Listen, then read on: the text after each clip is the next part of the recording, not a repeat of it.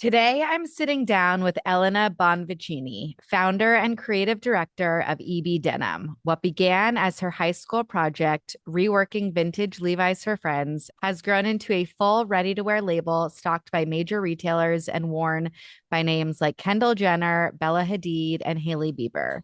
Known for reinventing denim with a sustainable modern edge, EB Denim recently opened its first flagship store in LA, marking an exciting new chapter for the brand. Elena, welcome to DITL. Thank you for having me. How's your day going? How are you? My diddle is going great. It's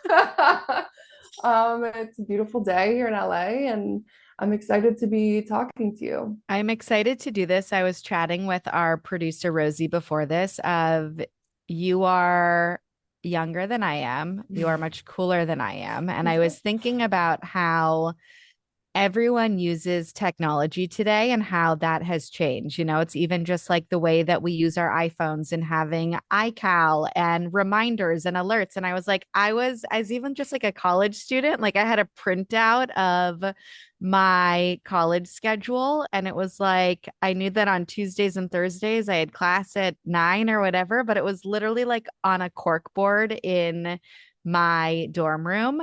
And I honestly am fascinated to hear sort of like how you use technology today in both your personal life and your professional life and your business. And I'm so excited to just dive into what your diddle is. Thanks. Yeah, I mean, I think about that all the time, how I'm so hyper dependent on my phone. It's an extension of my right arm. But it's really amazing because I am able to practically run my entire business through my phone. And I've built my entire business on my phone. And I think that's just so cool. All of my emails, my Shopify, I text people, even my camera is how we produce a lot of the content. So it's really amazing how technology has come so far, and it's the world that I grew up in. I can't wait to hear more about how this plays a role in your day to day. On Diddle, we always start with what time do you wake up and how do you get your day started? Yeah. Okay. So I have an alarm set for 7 a.m.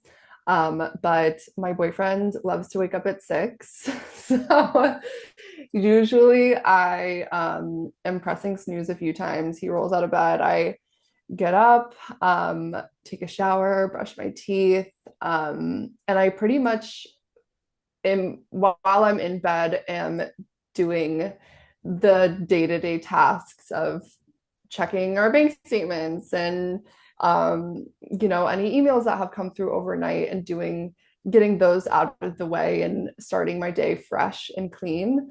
And then I head to work. I'm usually in the office by, I'd like to say 8:30 to 9:30, just depending on the day. And then my day pretty much goes from there. And what does the day look like? Actually, My before, no, no, hold on. Let's go back. Let's go back. We can fast. Are there any morning routines or rituals outside of the very important, checking the bank statements, things like Mhm. that? Like anything that sort of grounds you for the day of work ahead? I like to spend the first 30 minutes of my day kind of just like puttering and being with like having I live with my best friend, and so I love to have a morning chat with her and hang out with my boyfriend's dog and just like start the day grounded, touching grass essentially, and then getting into work mode and going straight to the office. What is it like at this sort of in this chapter of your life, living with a best friend and running a company and creating that time? It's so fun. We are tied at the hip, and she keeps me grounded, and we just laugh and have the best time. So I think, she's always there when I need a friend. And we've lived together since COVID, and it kind of happened just super naturally. And at the time, I was still in school, and it's I'm like, it feels like I'm living a double life because on one end I'm running this company and I have employees and I come to work every day as the owner of the company and I feel like I live this like bigger role, but then at home I'm chilling on the couch with my best friend and like, you know, it's a much it feels like should I be having a roommate right now? Like um but I love it and it's just how things have played out and I wouldn't have it any other way. I love that you are sort of living these two lives, of like a young woman in her 20s living with her best friend, simultaneously building a successful business and brand. Um, Are there things that you sort of go to her for as it relates to the business? Like, I'm sure that she's the perfect, she's the customer, she is your Yeah. other half. Like, are there business decisions that you're sort of bringing her into? I would say in a few ways. So she has amazing style. And so I love to show her pieces and get her reaction. And I love gifting her product and seeing her rep the brand and all my best friends. I love seeing them in the brand. And of course, like when things are astray and I'm upset about something or having a hard time with something, I'm always like going to her for a second opinion or advice about how to handle a personality or a situation. And then keeping her updated on just like all of the things and the growth and exciting things that are happening. But she doesn't have social media. And so I'm like constantly showing her what we're up to, which is kind of funny because I feel like everyone is so connected through Instagram and TikTok and everything, but it's like refreshing because she has a clear like uh palette. And we also my friends and I love to produce content together. So I'll be like, guys, I need to do a photo shoot for this collection. Like it's a last minute thing. I'll have our other best friend model it. I'll have our guy friends like help produce it. And then she'll help style it. And we'll all just like have a great time doing it together, which is so special. What was it like being a college student and starting this business and navigating like being out and going to football games and I don't know. I don't even know if the 9 is still open. Like I didn't go to USC, but I feel like as a But you know it. I know the 9, but it's like how what did your day look like and how did you carve out space to build this while you were a college student?